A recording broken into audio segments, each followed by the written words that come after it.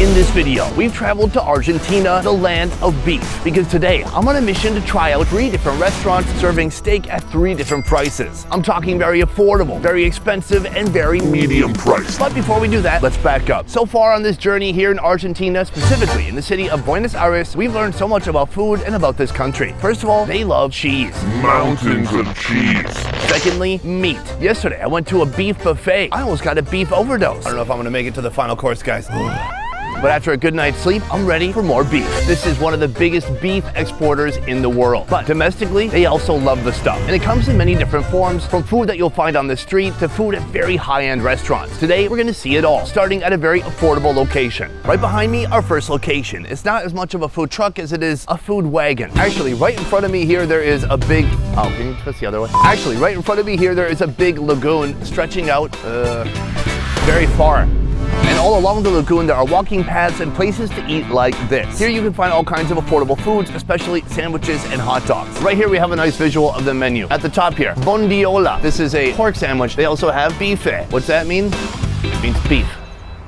They have choripan, hamburguesa. They have pancho. They have small gas and big gas. And then here we have the lomo. This is what we're after. The core of the lomito sandwich is thinly sliced beef tenderloin, which is grilled or pan-fried and seasoned to perfection. Let's go inside and check it out. Boom, right now I'm in the kitchen with Jessica. See? See. She is our wagon chef for today, and right now she's about to make up some lomo. Let's get into it. It starts inside of this freezer with frozen, nice old big pieces of beef sirloin. That hits the flat top. Next, she's going after the bread. She cuts that in half and throws it on the flat top. She gets some jamon and queso. She cracks 1 egg. Definitely, this truck is not even, I've just discovered. She gives the beef a little bit of a flip. This is starting to look like the perfect hangover sandwich. The only sad thing is I don't have a hangover, but I could get one tomorrow. She gives the egg a little bit of a flip and she throws some queso on top. Then jamon, the pork uniting with the beef, teaming up, becoming an incredible force. She gives the ham and cheese and egg a slice. Now she takes the bread. She piles the beef on top. More beef, more beef, more beef. And the beef is done. From here, ham, cheese, and egg. Top it with another bun. And that, Jessica, is ready to go. Muchas gracias. A vos. Muchas gracias. Ahí le puedes poner lo que vos quieras. Okay. Boom! Guys, let's talk about this sandwich. It's actually heavy. You can see some of the cheese pull coming here. This big old long sandwich, I don't know, about, why did I put it there?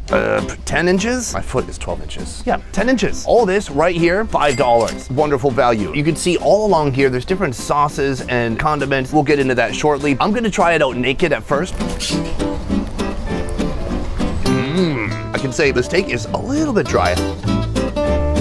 The baguette is the right combination of chewy and soft, and there's just so much meat inside. The only thing that's lacking is a little bit of flavor. So that's where this stuff comes in. First of all, this is the national salsa of Argentina. It's called Criolla. This one looks like it has bits of onion, bell pepper, vinegar, oil. I'm gonna apply that now to my sandwich. Try it out. It's a little bit sour, a little bit fresh from the bell pepper, and a little bit of kick from the onion. It's a nice combination. But they have one other unique condiment here. This is called gall. This is a combination of ketchup and mayonnaise. If your beef is a little dry, this is what you're looking for. Let's put some of that on here. Cheers. That's exactly what it needed. This is an excellent start to the day. But next, we're going to a place even more expensive than this, where they're not serving sirloin. No, they're serving some very unusual cuts of the cow. Heck, you didn't even know that they existed. We're headed there now. Right here, we've come to our second location. This is a restaurant known as Fervor. This is a renowned restaurant in Buenos Aires, celebrated for its dedication to Argentinian culinary traditions, particularly its focus on grilled meats, or asados, which are a cornerstone of Argentinian cuisine. Today, at this restaurant, we're gonna be eating something called thymus. I wouldn't even call it a protein, really. It's more of an organ on a cow. Not even a cow, a calf. In just a moment, I'm gonna be headed inside to learn more about this unique dish. Let's move. Wow, busy in here. All right, we're making our way back to the parrilla, the traditional Argentinian grill. Right here, this is the food that we're after, the thymus. It looks like a cooked chicken breast, actually. But in fact, that is the organ that helps with the immune system of the cow. In this case, did not help enough, because we got it. Geez. Now this isn't completely raw. So far it's been cooked or steamed for about 20 minutes and then they're gonna finish it over here on the grill. A steel grate with tons and tons of charcoal underneath. It is insanely warm right here. And then in here, the opposite of a refrigerator. This is housing all the charcoal inside that continuously gets spread under the grill. Oh my Lord. It's like a blazing inferno. That's where you go if you don't accept Jesus into your heart, or so they say. And then here, when they need to put more charcoal, he reaches over with this rake. He pulls the charcoal down and then he can just put the grill back into place very quickly. Boom, it's ready to go. Awesome. So right now he's taking the thymus and he's cutting it exactly in half and you can see that tissue inside. Pure white. It almost looks kind of fatty at this point, like lard. We're gonna follow that over to the grill. He places it on top and he hits it with a little bit of salt. He's just put the grill back up. He's raking the coals out even more. He really wants that thymus to sizzle. Sizzle, I meant. At this point, the thymus, locally known as mojeja, will be left to roast on the parrilla for about 10 minutes until it turns golden brown on each side. In the meantime, I've got questions. Questions like, what is mojeja? La mojeja comes from the gland. It is a delicacy that it has an appetizer. It's nice and sweet and tender and really good to have with the grill. If you were a cow, can you point to your mojeja? Ah. Oh, yes. Oh, yeah. I see. It's by the heart, it sounds like. Why do you think people appreciate this dish in Argentina when other countries might just discard it completely? He's saying that some foreigners are a little bit scared of it, and what they try to do here is to introduce them to this special type of cut so that they start to appreciate it and like find it's a delicious flavor from an unexpected place, thing of a cow. Excelente. I'm very excited to try out this thymus. Let's do this. Muchas gracias. Oh, can I drink that beer? Oh, what? What's happening? It was a joke. Cheers. Yeah. Salud. I manifested this beer. All right, folks, we have our second most expensive beef meal of the day with a part of the cow you don't see at many steakhouses, the thymus. It looked like a chicken breast before they cooked it. Now it's looking a little bit more beefy. There's some char on there and it looks a little bit crispy too. When I saw them prepping this, I thought, oh, it's a little bit straightforward. There's not levels or layers to it, so why not give it a little bit of a friend? Right here, it's a grilling cheese. It's liquid beef, and then they turn it to solid beef. We all learned something new today. Let's dig into this. Oh my Lord, the texture on the outside is so crispy. You can see it's more gooey, cheesy on the inside. Try it out. I really love it. The cheese is amazing. The only problem is he hit it with so much salt, I feel like I'm gonna retain water for a week. The first thing you notice when you bite down is the crisp, this whole outer layer. He's created a shell from being over that intensely hot charcoal. I gotta tell you, this way better than microwaving cheese. I know, a lot of revelations so far today. Moving from the cheese over to our solid state beef. You can see it's kind of crispified on the outside. On the inside, slightly pink still, and it seems there is still some beefy juices going on there. Let's go for it.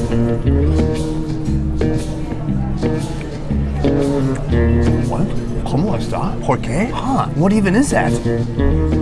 It's a gland, but it's not really a protein, but it might have protein, but it's not fat. It's body tissue, it has a purpose. The inside's more soft, steamy, squishy. It's almost like a beefy pate inside of there. A hint of gaminess from the organs, but it has a sophisticated complexity. I would try to explain it to you, but it's probably too complicated. Do I sound smart yet?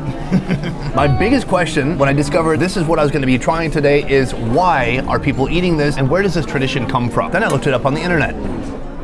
Senor Internet says it is highly valued for its rich, tender texture and unique flavor. It's hard to pin down exactly what that is. You know what it tastes like? It tastes like thymus. Is that helping anybody? I don't think it is. This reduces waste and it shows respect for the food source, especially when you cut it out of a calf. Got you there, Internet. This, I'm telling you, for $21, this is not a small amount of thymus. There's enough thymus here that you can share it with your significant other. Something happened. All in all, do I think it's worth trying? I do. From here, we're headed to the most expensive Argentinian barbecue restaurant we could find in this city. And the prices may shock you. Let's move.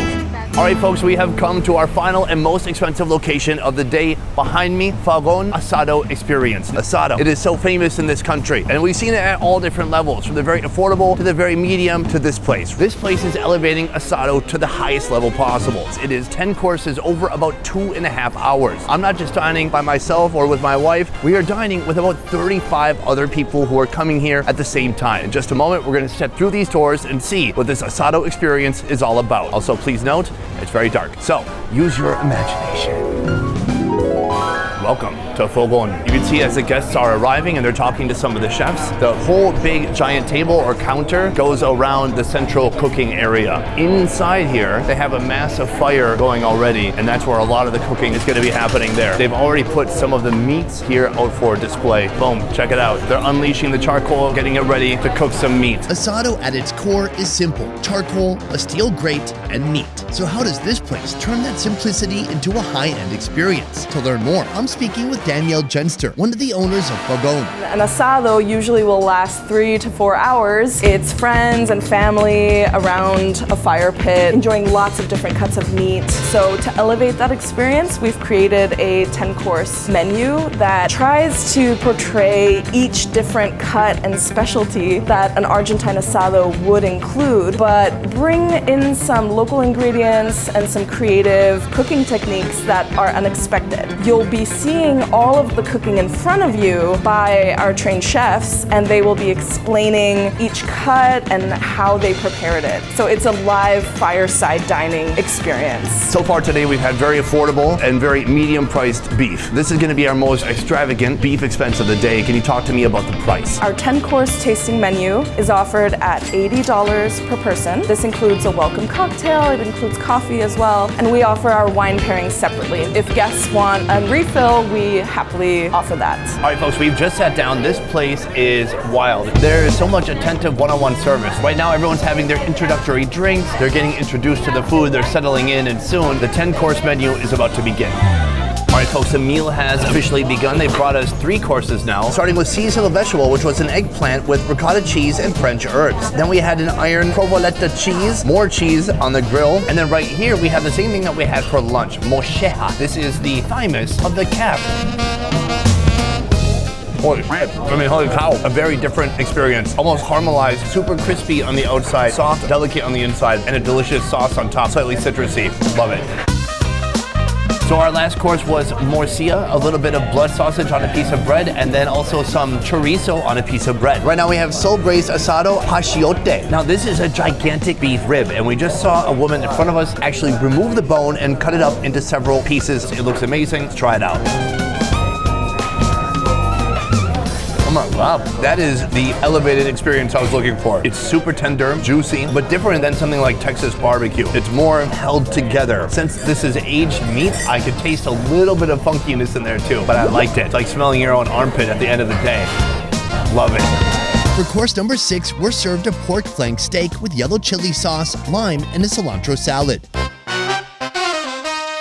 From here, I've been invited into the kitchen to see the preparation of our 7th course. Hola! Oh my Lord, what is this? This is the ribeye. This is the ribeye that they're slicing up. It looks amazing. Oh, very bony. He's got a tweezers on here. This is what I use to pluck my nose hairs. Something about that size.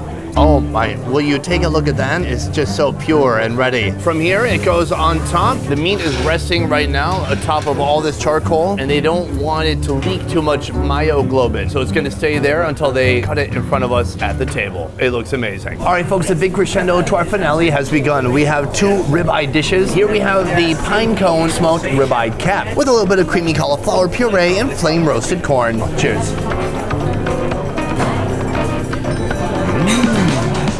Oh, it almost tastes like an andouille sausage. It's so purely, deeply smoky. That is an absolutely delicious, unique take on asado. We only have one more beefy course to go after this. All right, folks, this is the ribeye. That's it, ribeye. No Spanish, no cultural exchange. Right here we have some onion and potato that looks like it's been caramelized beautifully. A little bit of a puree, but this is what we care about right here. That's our beef. I'm gonna cut a chunk of this. It's just a deep scarlet red in the center. It looks beautiful.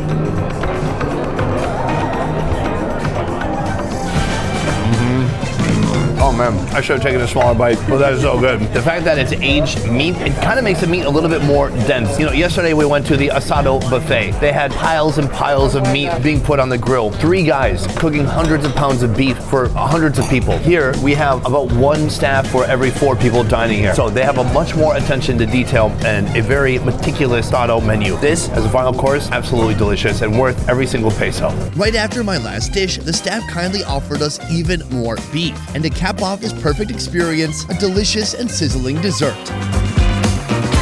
In this video, we set out to try 3 different types of beef at 3 different price points here in Argentina. This is a country that loves beef. They grow beef, they pet the beef, they cook the beef, they eat the beef. And I did some of that today too. Before we go, I want to tell you which beef experience I thought gave me the most bang for my buck. Now we had the sandwich, pretty good for $5. We had marshihe.